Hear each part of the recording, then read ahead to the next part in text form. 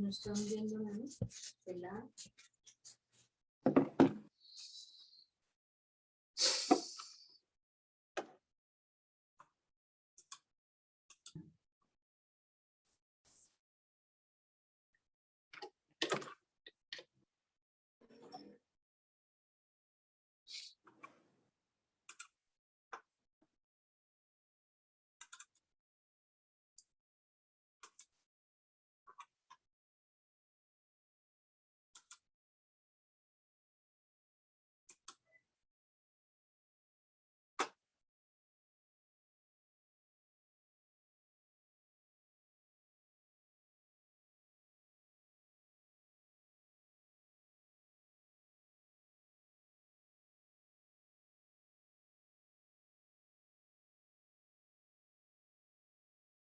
Te doy los 350.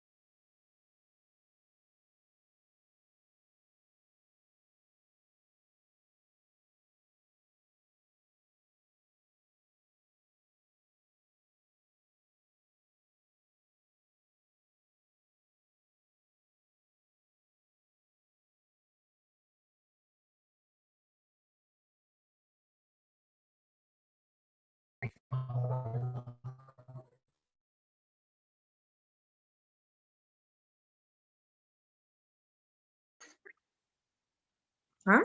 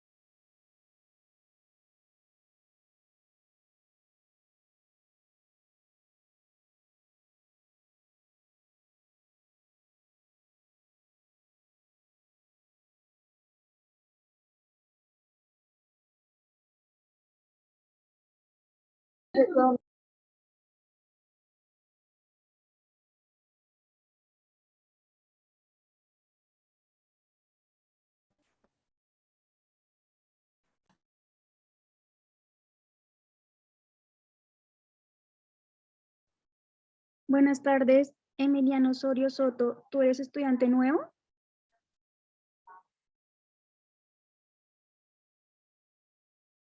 Emiliano Osorio.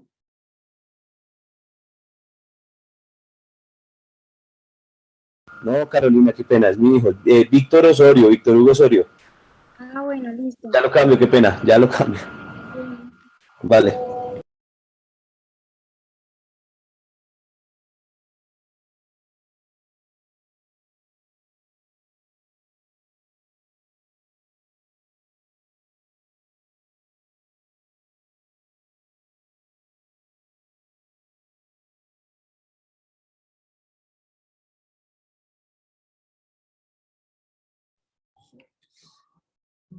Si las personas supieran que es una campeona abriendo frascos.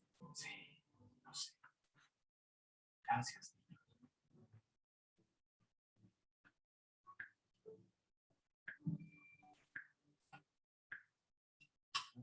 Donde hay hombres desesperados. Twitter, Maxim, Craigslist. Así, encuentros casuales. A ver, salvajes, prepárense. Cualquiera. No, no necesito a alguien de inmediato, no a alguien bueno.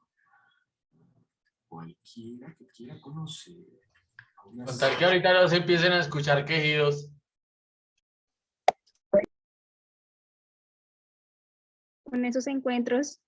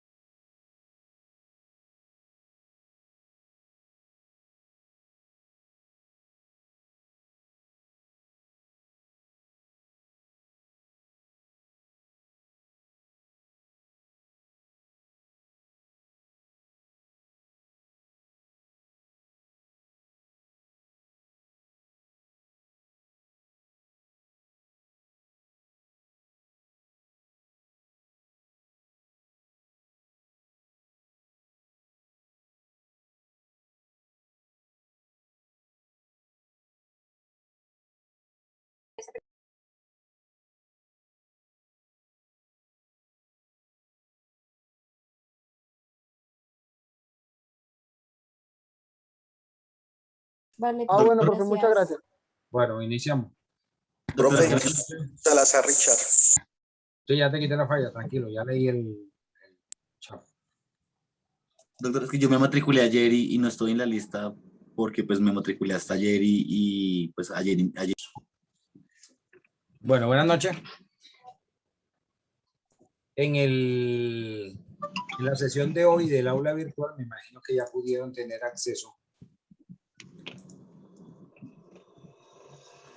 Está el respectivo foro de la clase de hoy y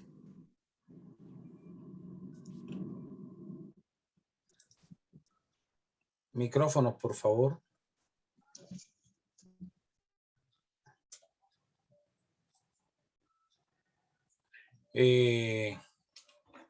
Y coloqué la URL de la ley 1563, que es la que vamos a trabajar esta noche. ¿Sí la ven ahí?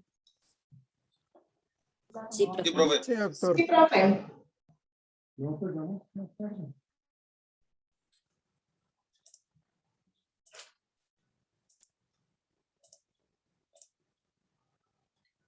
Ok, bueno, ahí la puse más grande. La ley 1563 se conoce como el Estatuto de Arbitraje. El arbitraje, no sé si de pronto ya algunos anteriormente lo habían escuchado. Vamos a mirar aquí en el artículo primero que está la definición del arbitraje. Es un mecanismo alternativo de solución de conflictos. Yo sé que ustedes todavía no han visto conciliación y métodos o los mecanismos alternativos de solución de conflictos. Está la conciliación, el arbitraje, amigable composición y otros. Entonces vamos a mirar este mecanismo alternativo porque es, digamos, muy frecuente o es muy común que en los contratos, ya sean contratos típicos o atípicos, especialmente en los contratos atípicos, que las partes dentro del contrato establecen que si llegan a tener diferencias entre ellos, renuncian a acudir ante el juez, a la justicia ordinaria, y pactan de que acudirán entonces a un centro de arbitraje, que acudirán a un centro de arbitraje y que se iniciará un proceso arbitral o un trámite arbitral y que ese árbitro, valga la redundancia, ese árbitro resolverá y lo que resuelva es como si fuese la sentencia, es decir, es vinculante para esas partes. Ahí no hay recursos ordinarios de apelación. Aquí hay una única instancia.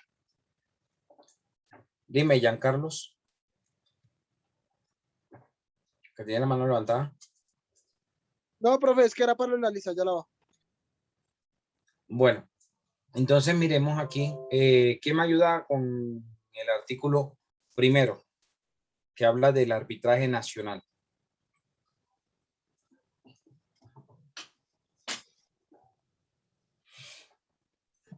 Doctor, artículo primero.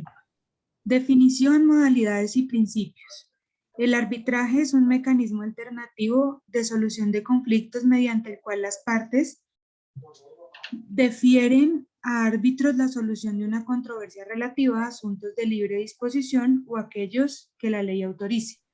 El arbitraje se rige por los principios y reglas de imparcialidad, idoneidad, celeridad, igualdad, oralidad, publicidad y contradicción.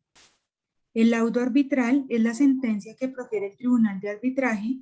El laudo puede ser en derecho, en equidad o técnico. Los tribunales en que intervenga una entidad pública o quien desempeñe funciones administrativas, si las controversias han surgido por causa o con ocasión de la celebración, desarrollo, ejecución, interpretación, terminación y liquidación de contratos estatales, incluyendo las consecuencias económicas de los actos administrativos, expedidos en ejercicio de facultades excepcionales, el laudo deberá proferirse en derecho. Ok. Listo, bueno. Entonces, el arbitraje en Colombia está clasificado en arbitraje nacional y arbitraje internacional. internacional. La onda, por decirlo de alguna forma, o la tendencia a nivel mundial es que el arbitraje sea uno solo, independientemente si sea considerado nacional o internacional. Entonces, vamos a mirar la mayoría de las reglas que vamos a mirar el día de hoy sobre el arbitraje nacional, y mañana terminaremos de hablar del arbitraje y miraremos la diferencia o cuándo se considera que un arbitraje sea internacional según la ley colombiana. Dime, Jim. Profesor, o sea, pero ese arbitraje solamente sirve para contratos, ¿cierto? Sí, claro. Ah, ok, muchas gracias. Entonces, fíjense que es un mecanismo alternativo de solución de conflicto. ¿Qué significa eso? Si ustedes se van al artículo 116, de la Constitución Política, alguien que me ayude buscando el artículo 116 de la Constitución Política, y veamos el párrafo final.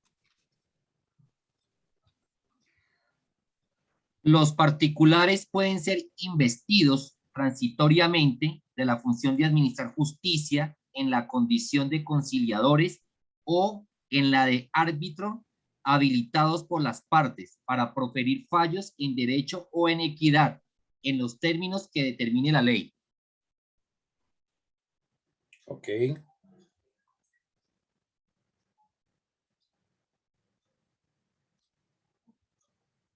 Entonces, como ustedes se pueden dar cuenta, sí, pero digamos que la parte que nos interesa es esta, el párrafo final de ese artículo.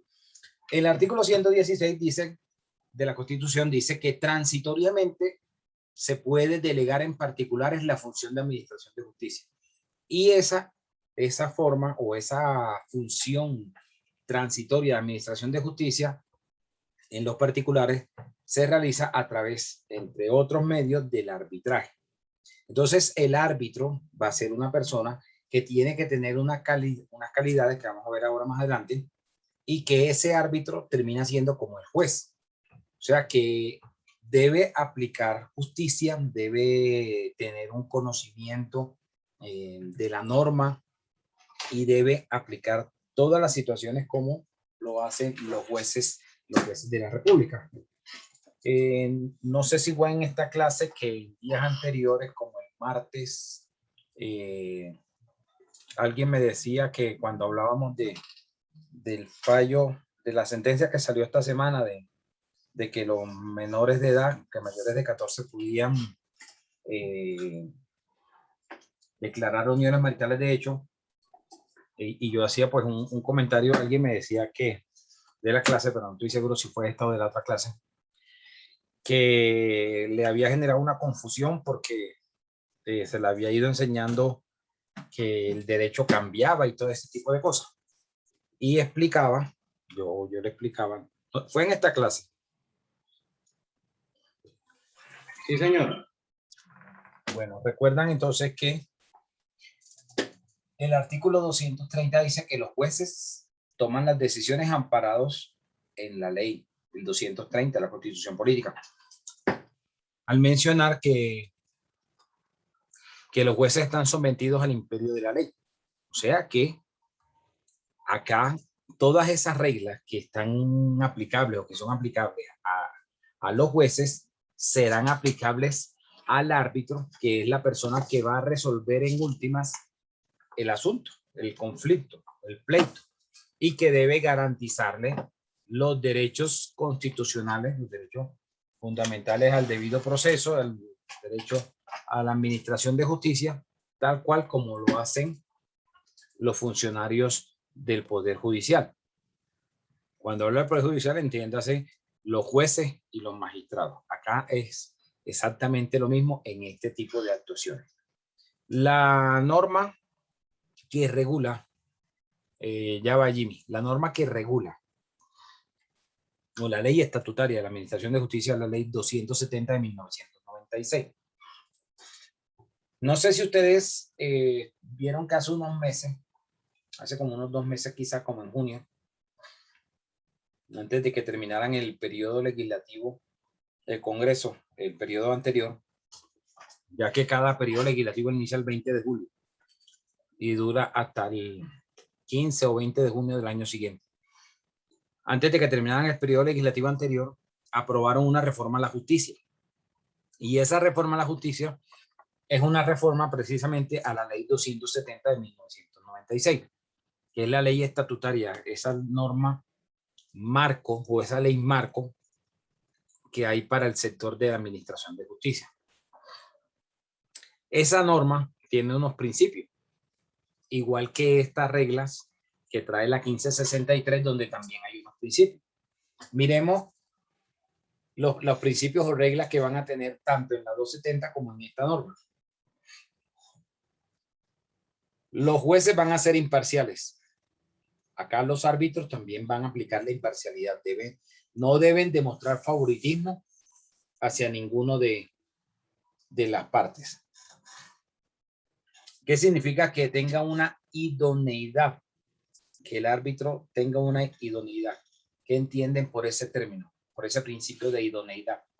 Que tenga el conocimiento y esté habilitado para dicha acción, ¿no? Que tenga la capacidad, profe. Exacto, que tenga digamos, un conocimiento previo sobre esos asuntos o sobre la materia de los asuntos que se ponen a su disposición o que se les pide que resuelvan. Pero hay una diferencia entre la idoneidad que tienen los jueces y la que tienen los árbitros. Y yo diría que los árbitros tienen un plus.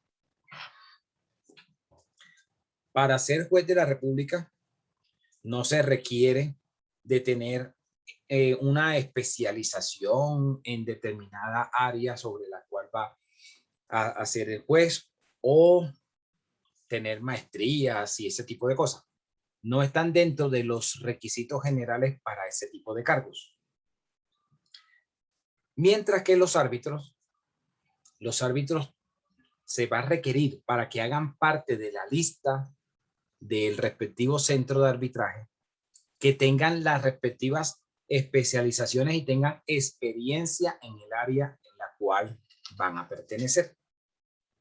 O sea, si ustedes comparan el trabajo que hace un juez civil municipal o un juez civil de circuito frente a los asuntos de los cuales debe resolver, no sé si ustedes ya vieron algo de procesal o de teoría general del proceso.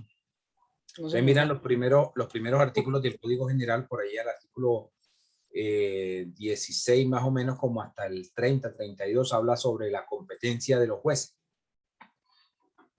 de los diferentes jueces. Entonces ustedes miran que los jueces civiles municipales, por ejemplo, pueden conocer de muchísimos asuntos, de muchísimos tipos de procesos diferentes. ¿Ustedes creen que necesariamente el juez va a tener la suficiente experiencia como para decir que es el más idóneo para resolver ese asunto o ese tipo de proceso? Vaya uno a saber, ¿verdad? Mientras que el árbitro va a tener más, digamos, preparación o experiencia sobre el asunto que se está sometiendo a su consideración.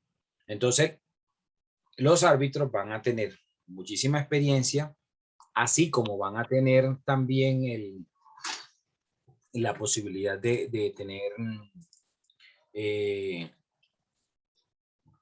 una amplia formación académica respecto a los temas que se les sometan a su estudio. Eso para mí va a ser un plus en cuanto a la idoneidad del árbitro. No estoy diciendo que los jueces no están preparados, son preparados. Pero si miráramos, podríamos decir en esa comparación que el árbitro va a tender, por regla general, para llegar a estar dentro de la lista, va a ser más preparado con cumis, para que pueda pertenecer a esa lista de árbitros del centro del respectivo centro de arbitraje, porque hacen convocatorias y en esas convocatorias escogen pues a los que se ajusten más al perfil que se está pidiendo, que demuestra que tenga más experiencia y mayor conocimiento en determinadas áreas. Por ejemplo, yo estoy en la lista de árbitros de la Superintendencia de Sociedades, en la lista B. Si ustedes buscan en Google, la lista B del Centro de Arbitraje Empresarial de la Superintendencia de Sociedades, ahí estoy inscrito. No he participado todavía en las convocatorias de la Cámara de Comercio de Bogotá, pero esperaré participar en la próxima. Y así la Cámara de Comercio de Bogotá, en el centro de arbitraje de la Cámara de Comercio de Bogotá, también tiene las listas A y la B. Y ahí van a cantar una cantidad de profesionales adscritos como árbitros.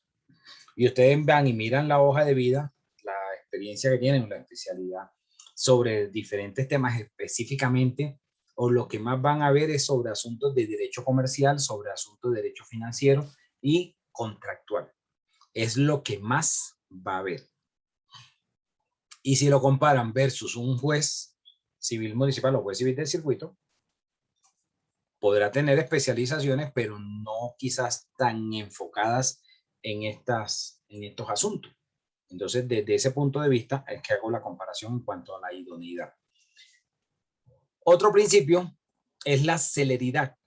¿Qué significa celeridad? La prontitud, rapidez del proceso. Exacto. Que no hayan dilaciones, que sea una justicia pronta.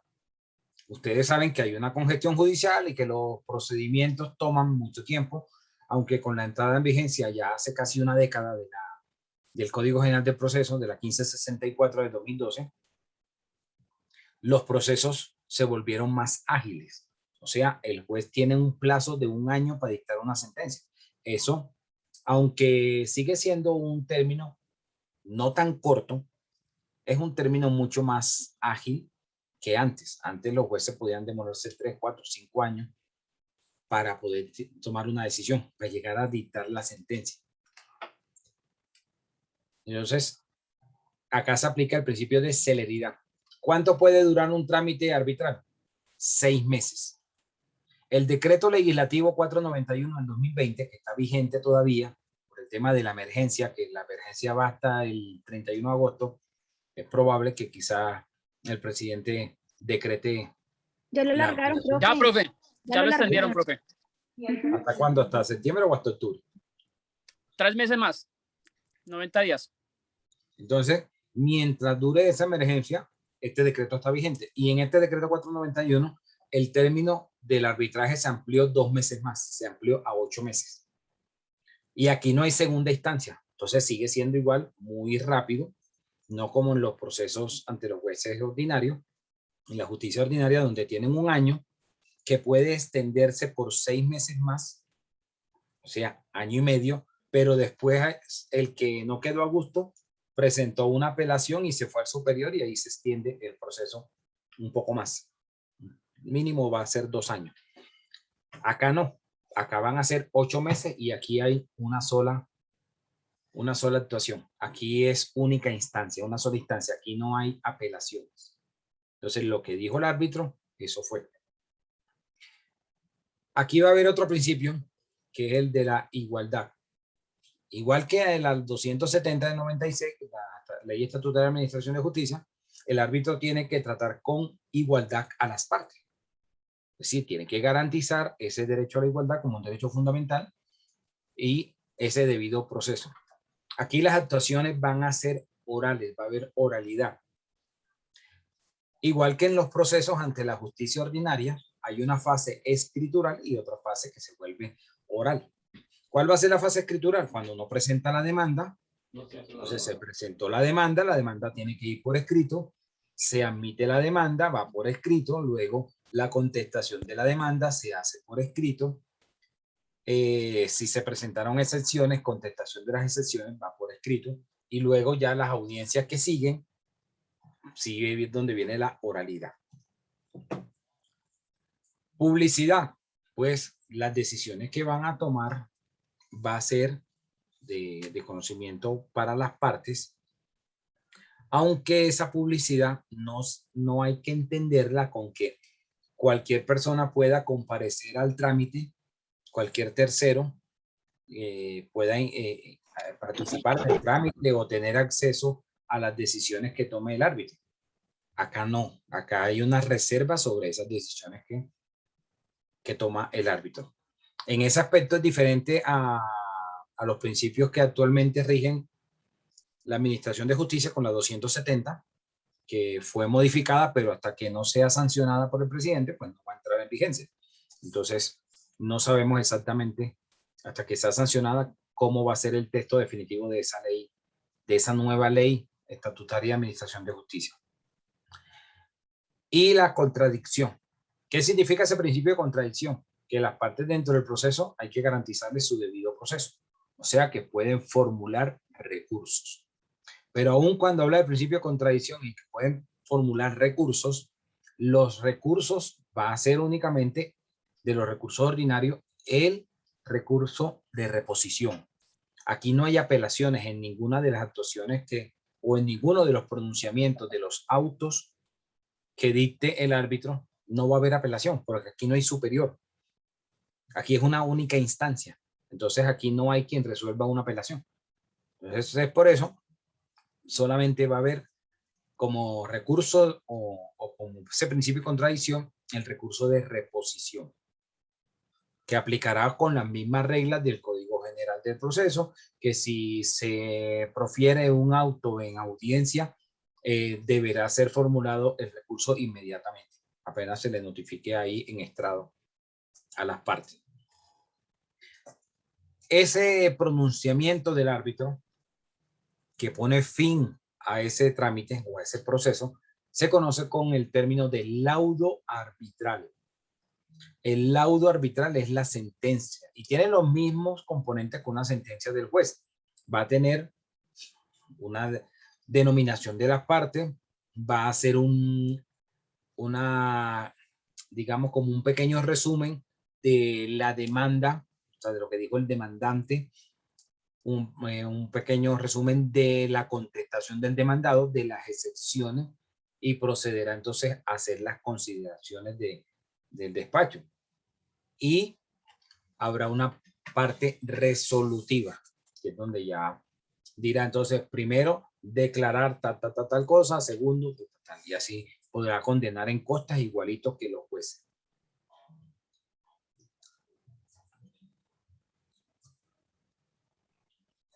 El laudo puede ser en derecho, en equidad o técnico. ¿Qué significa que sea en derecho? En derecho significa que hay que apegarse a las reglas de juego, sea la norma, la ley o el contrato, o ambas. Como dice el 1602 del Código Civil, el contrato es ley para las partes. Entonces debe pegarse y darle la razón a uno. Y al darle la razón a uno, no le va a dar la razón al otro, ¿ok? O sea, no podría haber un empate en la decisión que va a tomar el árbitro. Eso significa que sea en derecho. Cuando es en equidad, podríamos decir que le daría contentillo a ambas partes, podría darle algo de lo que piden ambas partes. Y aunque la norma dice que puede darse un laudo técnico, la verdad es que eso nunca va a ocurrir. Para mí fue una pifia del legislador, con todo respeto. ¿Por qué? Porque si estamos hablando que va a tomar la decisión bajo los principios que le rigen a los jueces, tiene que tomarla es por aspectos netamente de lo que está consagrado en la ley. Llámese primero lo que pactaron las partes en su contrato y luego los vacíos que hayan dejado las partes en ese contrato los va a suplir con la ley, con lo que dice el código. Ahora, tratándose de unos contratos atípicos, entonces como no hay legislación aplicable, hay que buscar los principios generales que trae el Código Civil. Si ustedes miran en tanto el Código Civil como el Código de Comercio, está dividido por libros. Entonces, se va al libro de las obligaciones y de los contratos y va entonces a inspirarse en esos principios que trae el Código Civil para tomar la decisión. Entonces, no podría ser nunca bajo un aspecto técnico, es decir, bajo un aspecto que no sea netamente legal, que no esté contemplado en el contrato o que no esté contemplado en la ley. El legislador dijo que podía ser también técnico, pero eso, digamos, aquí sobra. Cuando hay dentro de un trámite arbitral participando una entidad pública, cualquiera que sea, entonces siempre va a ser en derecho ese laudo. Siempre, no puede ser en equidad. ¿Ok? O sea, cuando hablamos de que sean derechos es alguien gana y el otro pierde. No sé si ustedes recuerdan, bueno, aunque ya eso va a tener casi 10 años, lo de la decisión de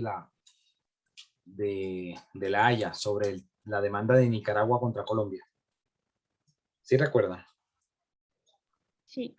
Profe. Sí, sí, señor. Bueno, ¿y qué recuerdan de lo que dijeron los medios sobre esa sentencia, sobre ese fallo?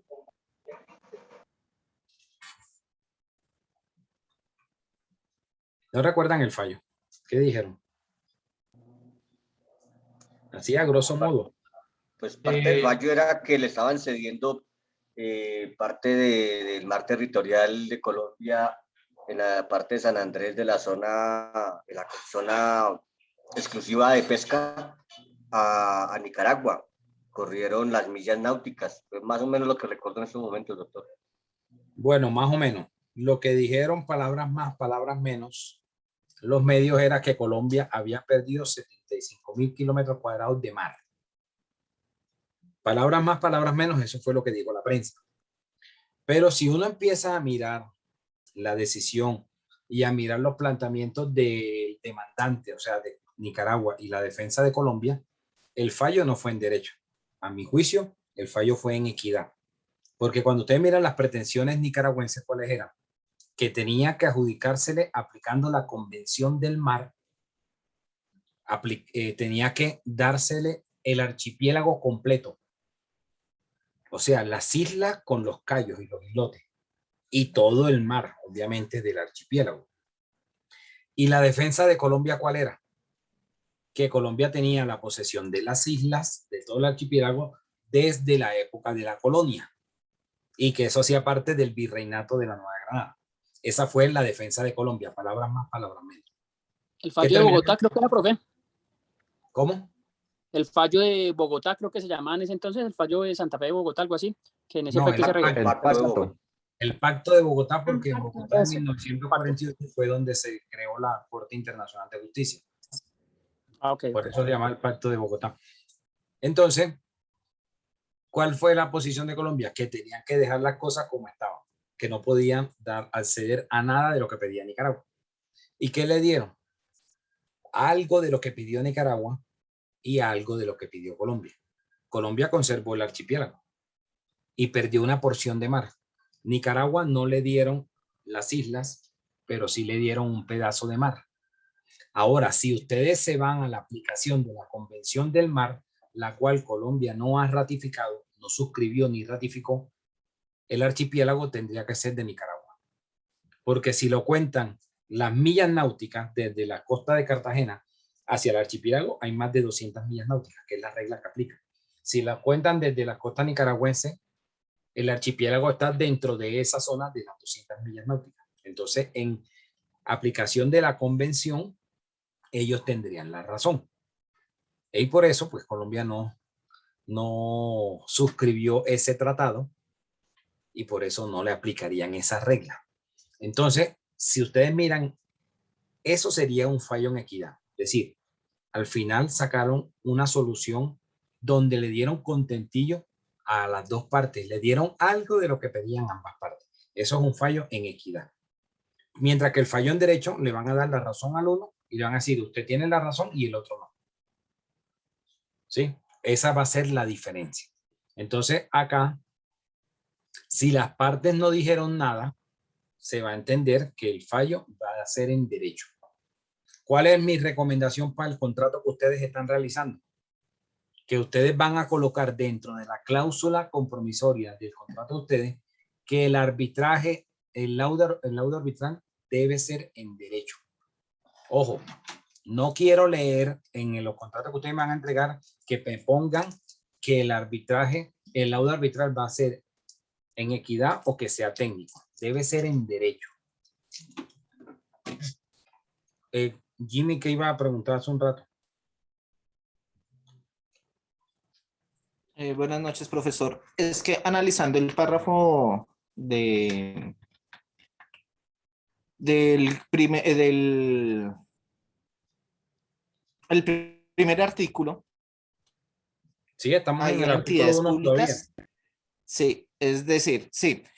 que los tribunales que intervengan es en una entidad pública, o sea que tiene que ser entidades públicas o que desarrollen funciones públicas.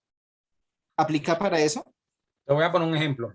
Tú has visto el escándalo que hay por el tema del contrato donde están desaparecidos o hasta el momento no se ha justificado 70.000 millones de un anticipo. Estoy hablando de centros poblados, de la Unión Temporal Centros Poblados, de las MINTIC.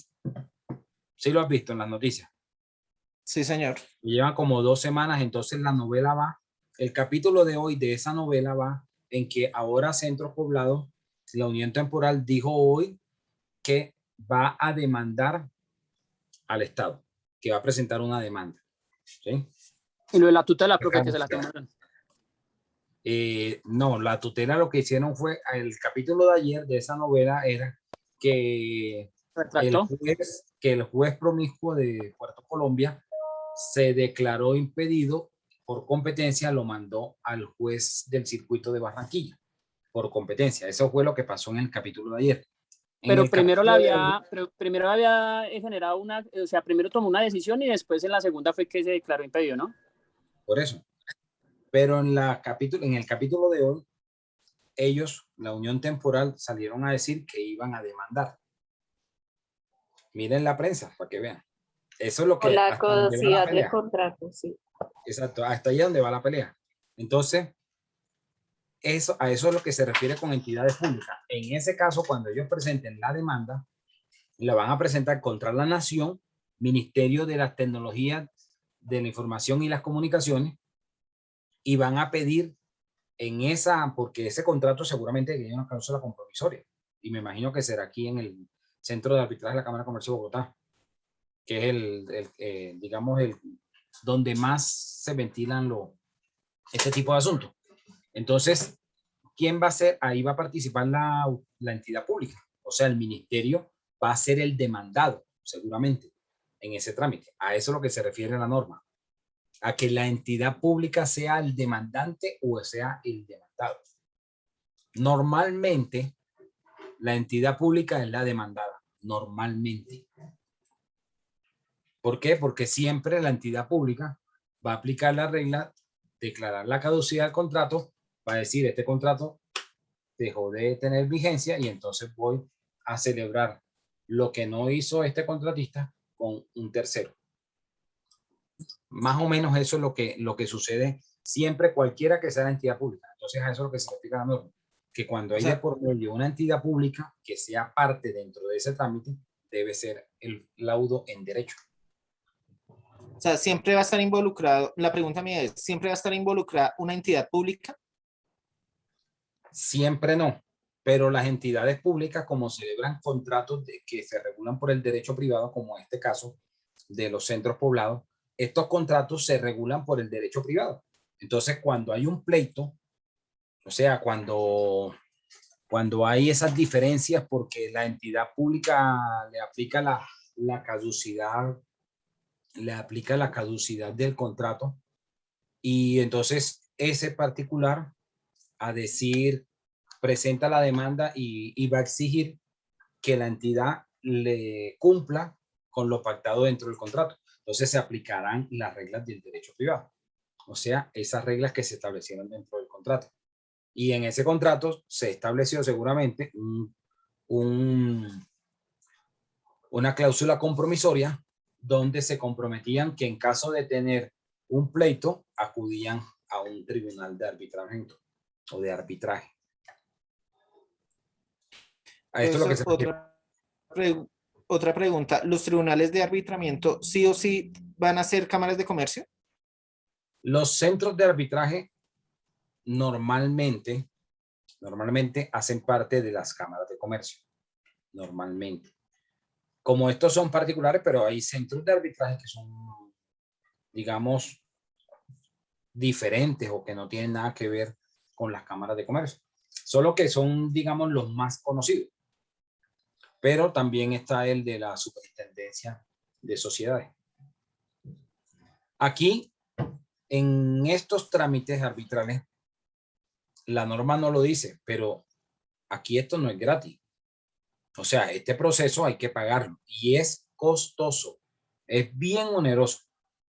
Diferencia, por ejemplo, entre los principios de la Ley Estatutaria de Administración de Justicia y el Estatuto Arbitral, que la Ley Estatutaria dice que el acceso a la Administración de Justicia es gratuito. O sea, no hay que pagar nada para presentar una demanda. Acá no. Acá hay que pagar unos costos. Es decir, el simple hecho con que yo llegue y radique mi solicitud, radique mi demanda, yo tengo que hacer un pago. Aquí hay dos cuantías. Si es menor cuantía, voy a pagar aproximadamente 1 millón de pesos. Estoy hablando de las tarifas del Centro de Arbitraje de la Cámara de Comercio de Bogotá. Lo digo porque soy árbitro en las supersociedades, pero he actuado como abogado en trámites o en procesos arbitrales en el centro de la Cámara de Comercio.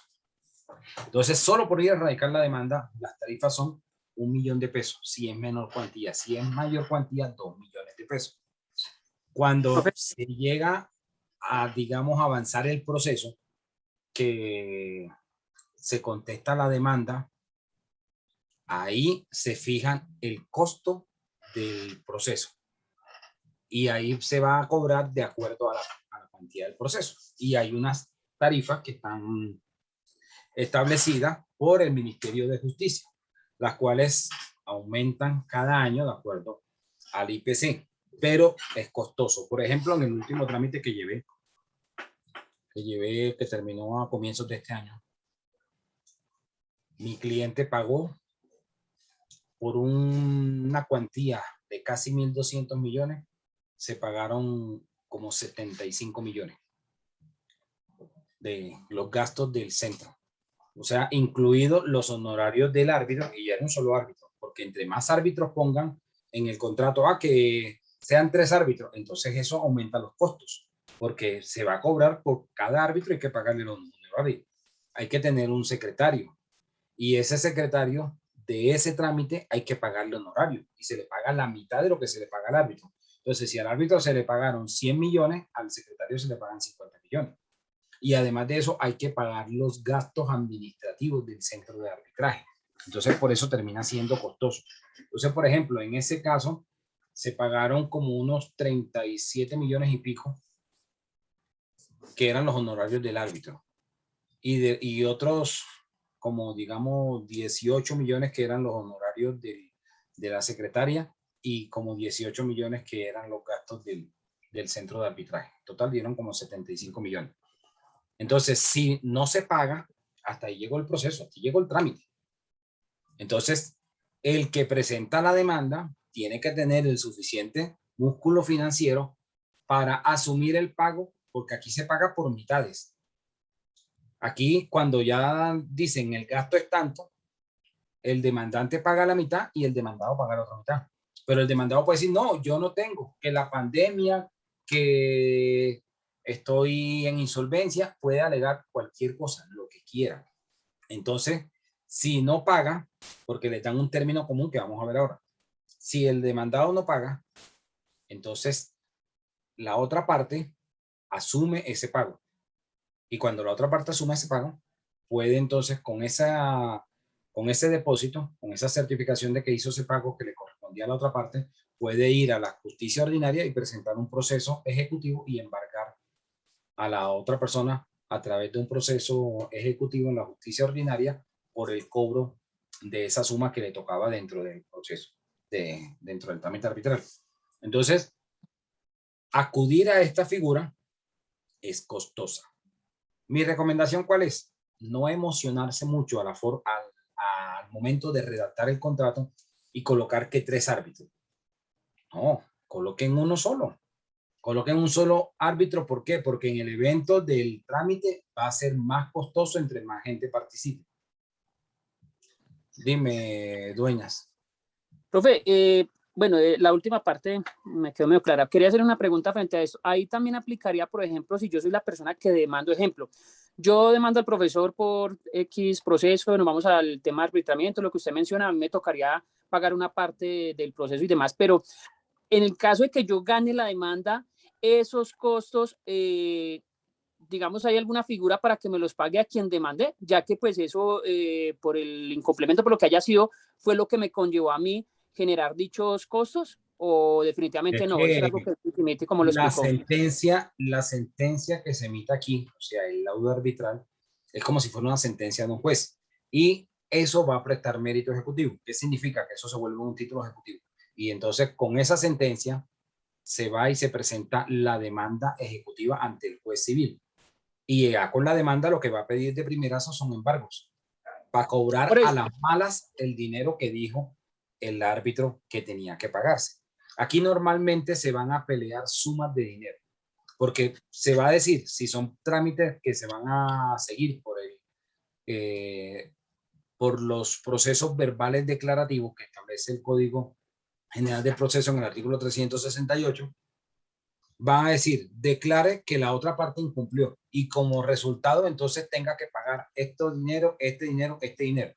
Y aparte puede decir que se paguen costas, ¿sí? La parte que pierda el pleito. Entonces, esas sumas de dinero que se ordenan en esa sentencia se van y se ejecutan ante el juez civil. Entonces, dependiendo de la cuantía, pues ya será el municipal o el del circuito. Ok, pero a ver si le entendí bien. Bueno, una cosa sí, le entiendo perfectamente el tema de lo que se esté peleando y la plata que se esté exigiendo, digamos, en el mismo proceso. Pero a lo que yo me refiero es la plata que yo invierto para abrir el proceso. Eso es a lo que usted también hace referencia de que por el proceso ejecutivo yo puedo hacer el proceso para que, de cierta forma... pero eso lo haces antes de. Por ejemplo, en el último caso que llevé, el que les estaba mencionando, mi cliente tuvo que pagar los 37 millones que le tocaba a la otra parte. Entonces, con esa certificación que nos dieron, acudimos ante el juez civil municipal, presentamos la demanda y le embargamos de una vez unas propiedades que tenía, hicimos que pagara esa plata. Pero en la sentencia, cuando ya nos dan el laudo y nos dicen, bueno, que salió favorable a los intereses de mi cliente, el pleito, tiene que pagarle tal suma de dinero. Entonces dicen, bueno, tanto de lo que concedió, y además de eso, tiene que pagar la suma de dinero que le tocaba asumir dentro de ese trámite y que no pagó. ¿Sí? Ahí en sí, la eso es claro. sentencia lo dice. Ahí en la Sí, sentencia. eso es claro. Profe, pero me refiero a la plata que, o sea, yo lo entiendo perfectamente lo que esa persona no... Pero la plata que mi cliente pagó, esa plata no hay lugar a cobrarla, solo lo que le correspondía al otro. Ah, ok, O sea, esa era la duda. ¿Qué es lo que de pronto te entiendo? O sea, yo pago para acceder al mecanismo, para que me correcto, administren justicia, pero esa platica es un gasto y como gasto yo no puedo trasladarse. es como injusto, ¿no, profe? Porque pues finalmente si yo lo estoy demandando porque me generó una afectación. Pero mírale los positivos, te voy a decir lo positivo. Primero, el pleito se saca en menos de un año. Ya eso es una ganancia, porque es que entre más largo sea el pleito, más costoso va a ser. Entonces, uno, en tiempos.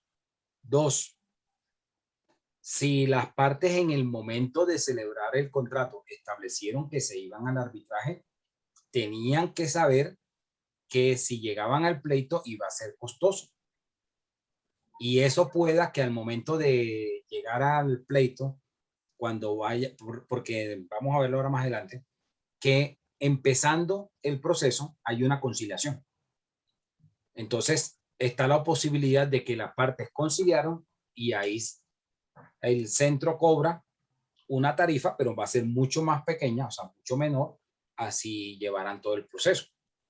Porque sería entonces resuelto el asunto a través de una conciliación.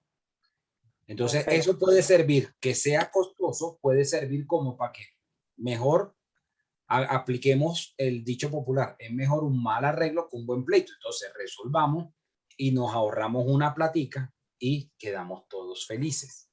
Esa puede ser una forma como disuasiva de las partes, pero la plata que yo invertí porque me tocó pagar esos gastos del centro, esa platica yo no se la puedo trasladar en el cobro. Por eso en la demanda yo solicito que se condenen costas y agencias en derecho. Ahora, que esas costas y agencias en derecho no van a ser seguramente una suma similar a la que me toque pagar, va a ser mucho menos, pero por lo menos recupero algo.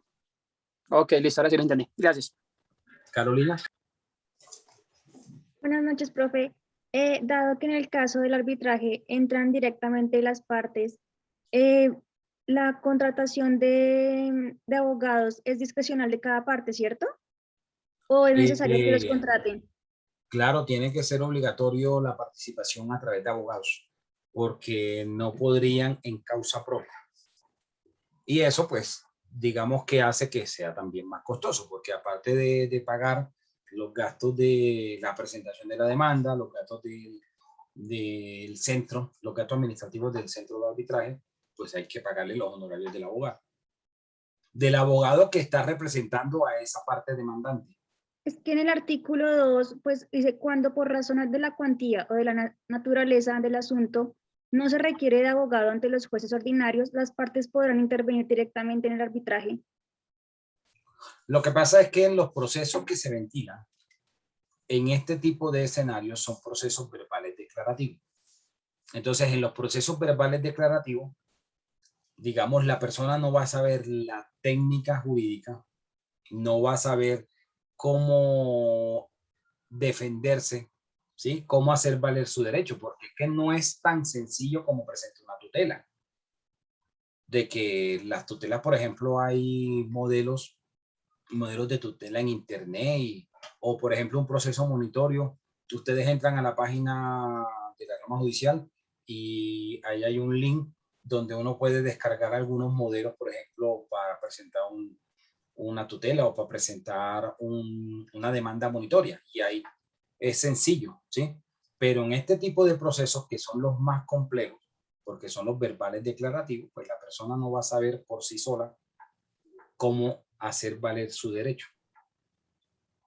No es lo mismo esas actuaciones, por ejemplo, de una tutela, la persona presentó el trámite y el trámite solito sigue su curso. Acá no, acá hay que dar unos impulsos, hay que presentar unos escritos, especialmente en las técnicas de interrogación dentro de las audiencias.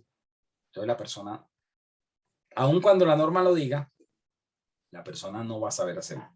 Y si no lo sabe hacer, pues pierde el pleito y pierde la plata que haya pagado. Y en este caso, profe, Aquí no hay lugar a devoluciones de dinero. ¿Autorrepresentar, por ejemplo, si fuese abogado? En esos casos, pues ya es diferente. Ah, perfecto. Como Gracias, abogado profe. ya va a saber el manejo de un proceso. Juan Infante. Sí, doctor, buenas noches. Doctor, es que estaba por acá leyendo unos apartes sobre el tema que está hablando el profesor del arbitraje y estaba mirando diferencias sobre una sentencia judicial y una sentencia, un laudo del arbitraje. Pero me llama la atención es que dice que la decisión del laudo la dicta la Junta de Conciliación y el Arbitraje. No. Es una decisión... No existe ninguna Junta de Conciliación. Estamos hablando del árbitro. El árbitro puede ser un solo sujeto o puede ser un cuerpo impar, que es lo que dice la norma. Exacto, tiene que ser una decisión autónoma, ¿cierto? Porque es que me llama un poco ahí la... Pero normalmente por costo se trata de designar uno solo, colocar uno solo, por costos. Y si hay tres, es como si fueran una sala de tribunal de distrito judicial, como si fueran los magistrados de distrito judicial. Que igualito si hay tres, hay uno que lleva la ponencia, la discuten en sala y los otros dos aprueban o echan abajo la ponencia. Que es lo mismo que hacen en los tribunales. Cuando es así colegiado, cuando son varios. Ya, ok, doctor, ya me quedó claro. Muchas gracias. Edgar. Doctor, buenas noches. Mi doctor, una pregunta. Es decir, en la Cámara de Comercio, es decir, si yo presentara un proceso de insolvencia, es decir, aplica, ¿lo aceptan allá? No. ¿Y qué costos No, podrían llegar? Eso es otra cosa. Lo que tú te refieres a trámite de insolvencia es un acuerdo de reorganización y es algo completamente diferente, porque eso es algo interno de una sociedad que no puede seguir cumpliendo con el desarrollo de su objeto. Pero acá estamos hablando de personas, sean naturales o jurídicas, que hicieron un contrato, se obligaron, tienen diferencias por ese contrato y entonces presentan la demanda. pero no tiene nada que ver con el tema económico de la parte de la insolvencia. Aun cuando ambas situaciones se ventilen en la Cámara de Comercio, son cosas completamente diferentes. Ya, ok. Gracias, doctor. Ustedes van a ver después más adelante una materia que se llama procedimientos mercantiles y ahí explicarán sobre lo que son los acuerdos de reorganización empresarial, sobre la liquidación judicial y todo eso. Y es cuando tienen problemas los comerciantes para cumplir con su objeto social. Educardo. Hola, profe, buenas noches. Bueno, hasta donde voy entendiendo, el arbitraje es una cláusula que le debo adicionar a mi contrato si lo o sea, si lo acordamos entre las dos partes. Entonces ponemos el arbitraje como una cláusula adicional. Una pregunta, profe. Si no pongo la cláusula al momento de interponer el proceso en contra de eso, ¿me acobija una medida cautelar en contra del proceso o me toca reorganizar nuevamente el contrato para que exista un arbitraje? Bueno, ahí hay una cosa que iba a hablar más adelante, pero entonces me anticipo para responderte la pregunta.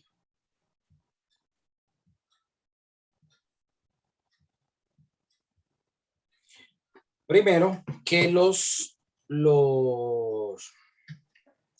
árbitros o el árbitro dentro de un proceso puede dictar una medida cautelar, ¿sí? Porque como está actuando como juez, puede decretarla. Pero una cosa es que la profiera la medida y otra cosa es que pueda aplicarla. O sea, el árbitro no puede ir digamos, a ejecutar esa medida. Entonces la decreta y tiene que hacerle el despacho comisorio para que sea el juez el que practique esa medida cautelar.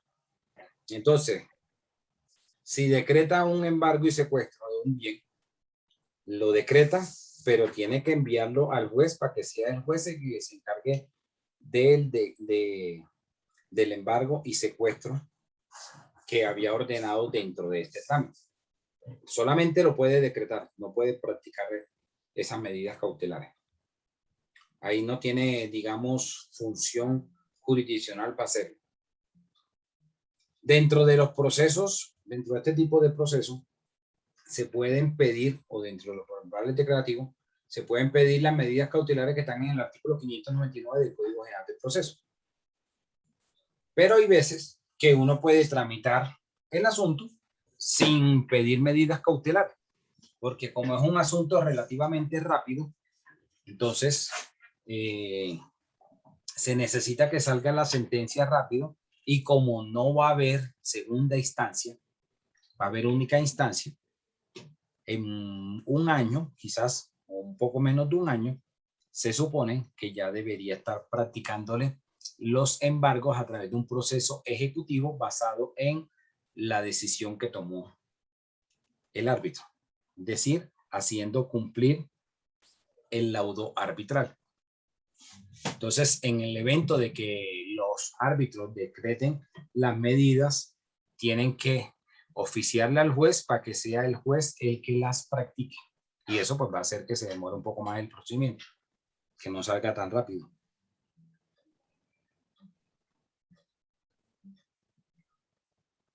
Profesor, ¿esa es la llamada cláusula compromisoria?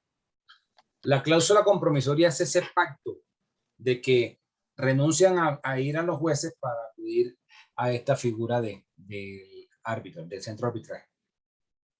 Cristian Mauricio. Sí, doctor, buenas noches.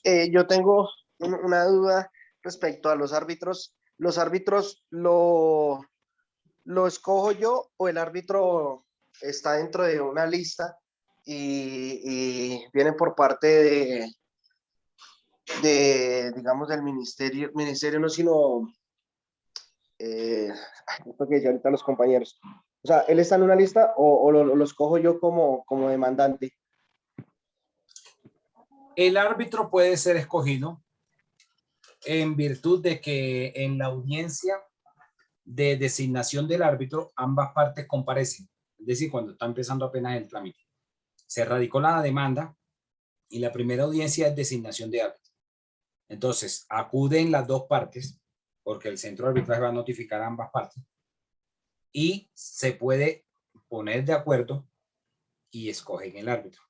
O puede suceder que no se pusieron de acuerdo, comparecieron, no se pusieron de acuerdo, pero habían en la redacción de la cláusula, habían dicho que se acogían al reglamento del centro de arbitraje. Y entonces, si se acogen al reglamento del centro de arbitraje, en el momento en que las partes en esa audiencia de designación de árbitro no se ponen de acuerdo, se escoge el árbitro por sorteo, por un sorteo que hace el centro de arbitraje. ¿Ok? Sí, señor, claro. Listo. Bueno, sigamos con el artículo 2.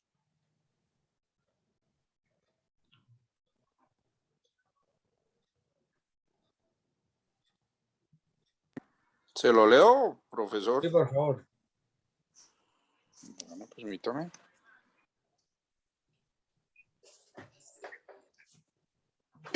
Artículo 2. Clase de arbitraje. El arbitraje será ad hoc si es conducido directamente por los árbitros o institucional, si el administrado por un centro de arbitraje a falta de un acuerdo respecto de su naturaleza y cuando en el pacto arbitral de las partes guarden silencio, el arbitraje será institucional. Cuando la controversia verse sobre contratos celebrados por una entidad pública o quien desempeñe funciones administrativas, el proceso se regirá por reglas señaladas en la presente ley para el arbitraje institucional. Los procesos arbitrales son de mayor cuantía cuando versen sobre pretensiones patrimoniales superiores a 400 salarios mínimos legales mensuales vigentes y de menor cuantía los demás cuando por razón de la cuantía o de la naturaleza del asunto no se requiere de abogado ante los jueces ordinarios. Las partes podrán intervenir directamente en el arbitraje. Eso es todo, profesor. Entonces, resulta que el arbitraje puede ser, o las clases de arbitraje serán entonces ad hoc o institucional. ¿Cuándo hablamos que el arbitraje es institucional? Cuando se hace a través de un centro de arbitraje. Es decir, hoy está vigente o aplica solo el arbitraje institucional.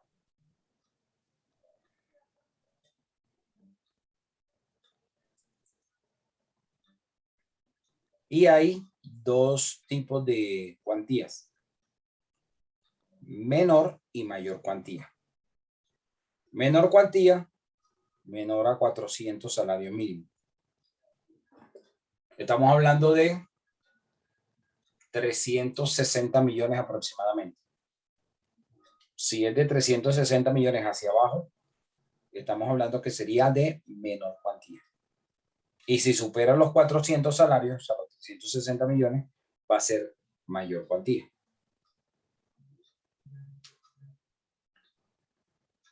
¿Preguntas hasta acá? Doctor, el valor de la demanda para establecer si es menor o mayor cuantía, ¿siempre va a ser el mismo, un solo valor o se hace un ponderado de acuerdo? No, eso lo especifica el demandante. El demandante, según el contrato, según el valor del contrato, el demandante va a decir que la cuantía es tanto. Quien establece la cuantía es el demandante. Y el valor a pagar de la demanda en el centro de arbitraje, doctor. Y cuando se van a establecer los pagos, va a ser dependiendo la cuantía. Y ahí sí hay unas tablas que tiene el centro de arbitraje.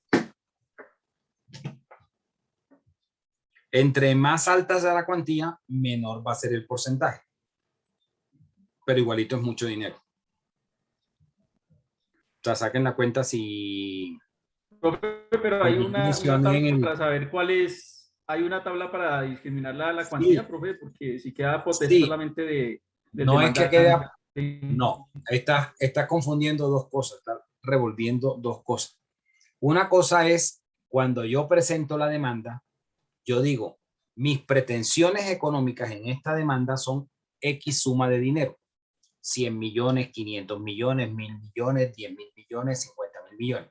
Y yo justificaré dentro de la demanda, como dice el artículo 206 del Código General del Proceso, el juramento estimatorio, de dónde salen esas sumas. ¿Sí? Pero yo soy como demandante el que establece el valor de lo que vale el pleito. Se supone que va a aplicar las reglas del 206 del juramento estimatorio. Lucro cesante y daño emergente. O sea que eso lo determina un perito. Yo no digo esa cifra por decirla al azar, porque se me ocurrió, no, le voy a cobrar hasta la risa. No. Debe estar sustentado de dónde sale ese valor que pide el demandante. Y sobre ese valor que establece el demandante es que se va a determinar por parte del centro si es menor o es mayor cuantía. Y el centro va a cobrar las tarifas dependiendo si es menor o es mayor. En ambos casos va a cobrarse un porcentaje sobre la cuantía.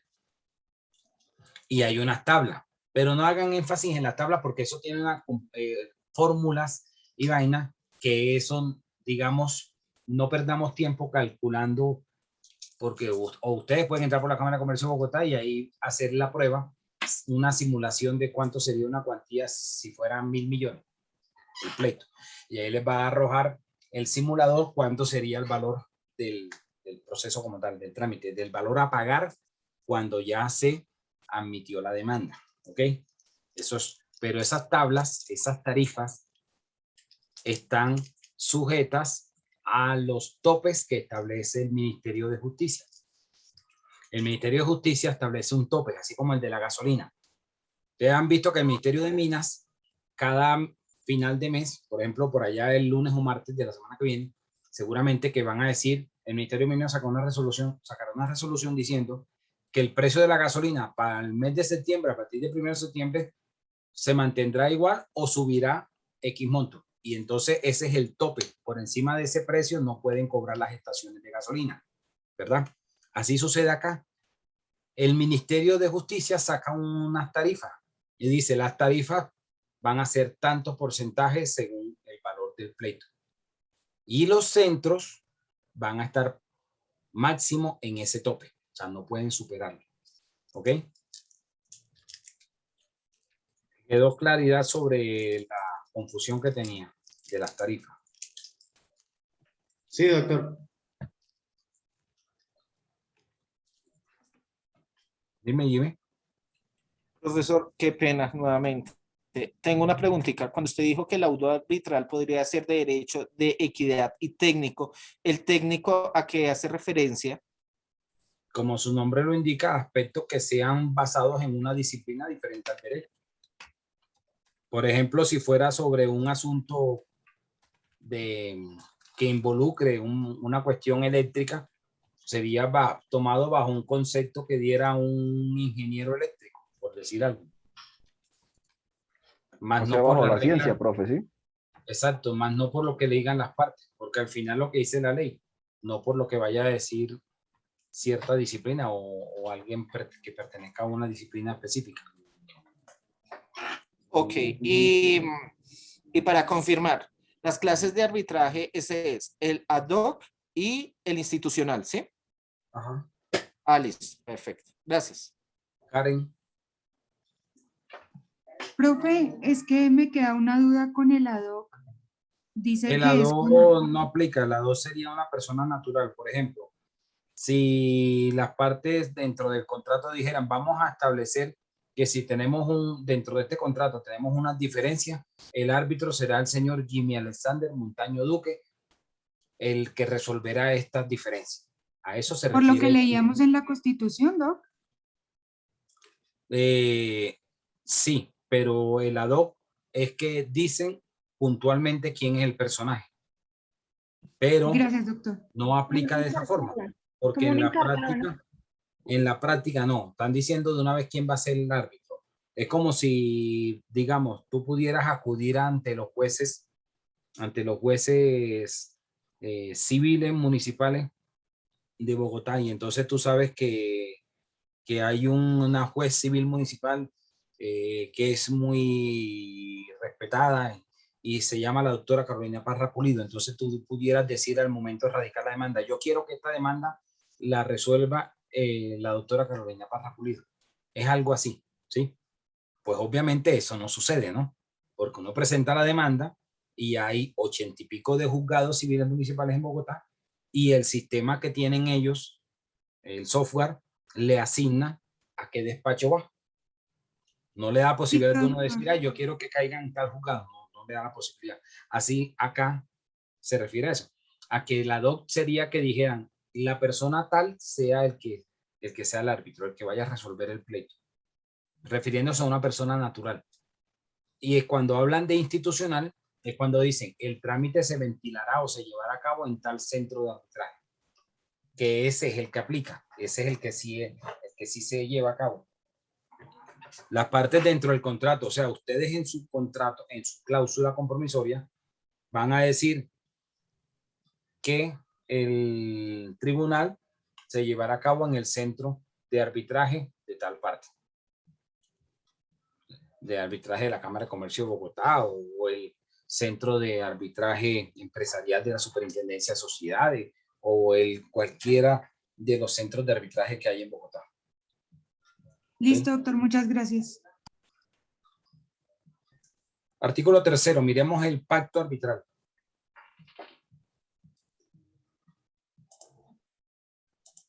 Profe, artículo 3, pacto arbitral. El pacto arbitral, permítame, el pacto arbitral es un negocio jurídico por virtud del cual las partes someten o se obligan a someter a arbitraje controversias que hayan surgido o puedan surgir en ellas. El pacto arbitral implica la renuncia de las partes a hacer valer sus peticiones ante los jueces. El pacto arbitral puede consistir en un compromiso o en una cláusula compromisoria.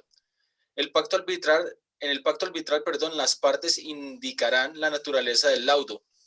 Si nada se estipula al respecto, esta se proferirá en derecho. Ok. Entonces, miremos el 4, la cláusula compromisoria, y ya explico ambos.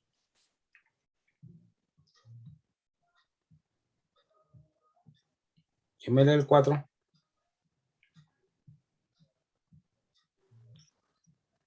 Cláusula cuarta. No, sigue. Artículo 4. Cláusula. Leamos el 4 y el 5 y explico, mejor dicho, el 4, el 5 y el 6. Y explico de una vez, porque al final los 4 artículos hablan de la misma cosa. Ok, doctor. Artículo 4. Cláusula compromisoria. La cláusula compromisoria podrá formar parte de un contrato o constar de un documento separado inequívocamente referido a él. La cláusula compromisoria que se pacte en un documento separado del contrato para producir efectos jurídicos deberá expresar el nombre de las partes e indicar en forma precisa el contrato a que se refiere. Artículo 5. Autonomía de la cláusula compromisoria. La inexistencia, ineficacia o invalidez del contrato no afecta a la cláusula compromisoria. En consecuencia, podrán someterse a arbitraje las controversias en las que se debata la existencia, eficacia o validez del contrato, y la decisión del tribunal será conducente aunque el contrato sea inexistente, ineficaz o inválido.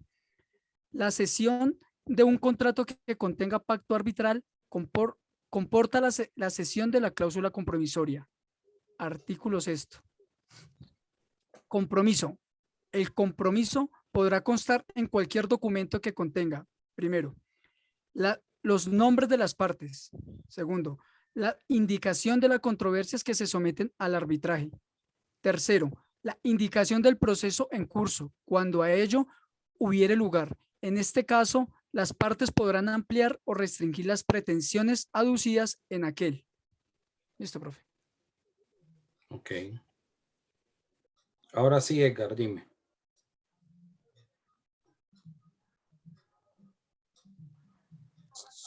¿Sigo con el otro artículo? No, que si ibas a preguntar algo. Ah,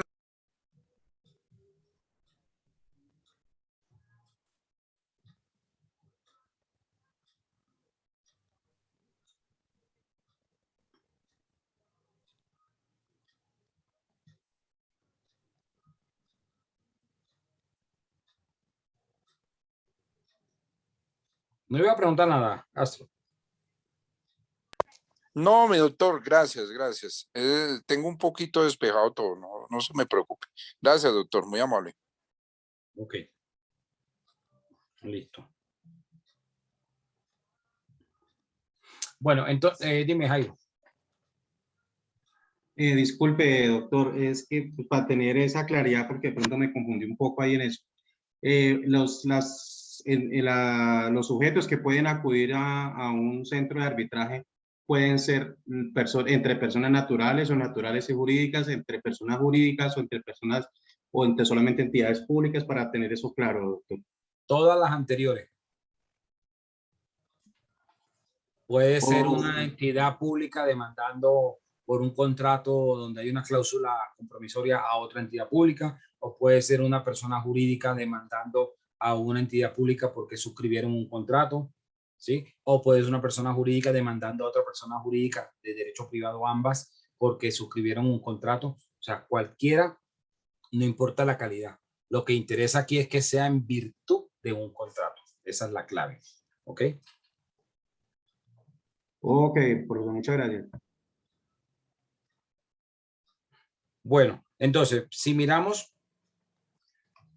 el pacto arbitral es ese acuerdo donde los contratantes, es decir, quienes suscribieron ese contrato, están diciendo que renuncian a acudir al juez, a la justicia ordinaria, y que van a acudir a este centro de arbitraje.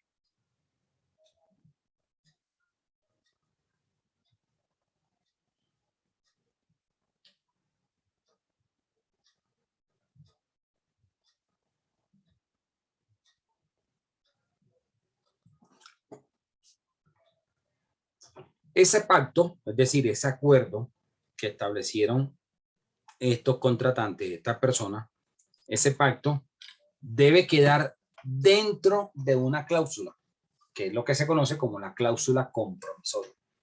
Digamos que el pacto es la esencia de esa cláusula compromisoria, de ese compromiso.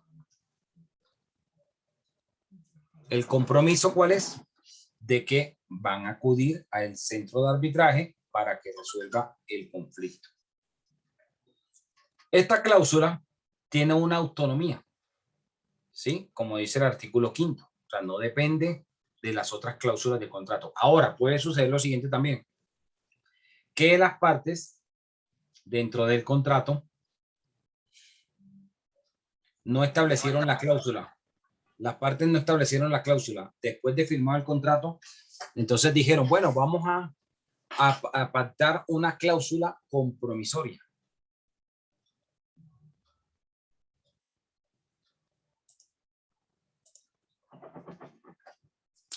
Vamos a establecer una cláusula compromisoria y al momento de establecer esa cláusula compromisoria, posterior a la celebración del contrato, entonces deberían hacerla por escrito, refiriéndose a toda la información del contrato, o sea, un otro sí del contrato, una modificación del contrato inicial. Entonces sería válido igual si la cláusula va incluida en el texto del contrato desde el principio, o si posterior a la firma hacen un otro sí, una modificación al contrato y establecen la cláusula compromisoria. En cualquiera de las dos situaciones va a ser válido, va a ser igual. Lo que interesa es que sea por escrito, que conste, que se pueda probar la existencia de ese pacto, de ese compromiso de renunciar a la justicia ordinaria y acudir al centro de arbitraje. Ya para finalizar, y porque mañana continuamos con el tema, los árbitros tienen unas calidades que son las mismas que se requieren para ser magistrado de Tribunal Superior de Distrito Judicial.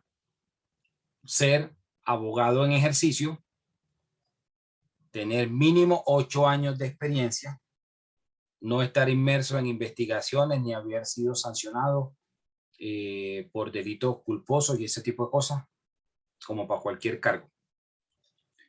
Y algo interesante para dejarlos pensando con la posibilidad o para que de pronto se interesen por ser árbitros. La norma establece que un árbitro puede tener honorarios dentro de un solo proceso de hasta 1.000 salarios mínimos. O sea, un árbitro en un solo proceso se puede ganar 908 millones de pesos como honorarios. En uno solo. ¿Cuántos arbitrajes puedo llevar? ¿En cuántos procedimientos puedo ser árbitro? En los que yo quiera. No hay límite. El límite es 5 solo si yo soy árbitro en procedimientos donde hay una entidad pública como parte. Ahí son máximo 5. Máximo 5.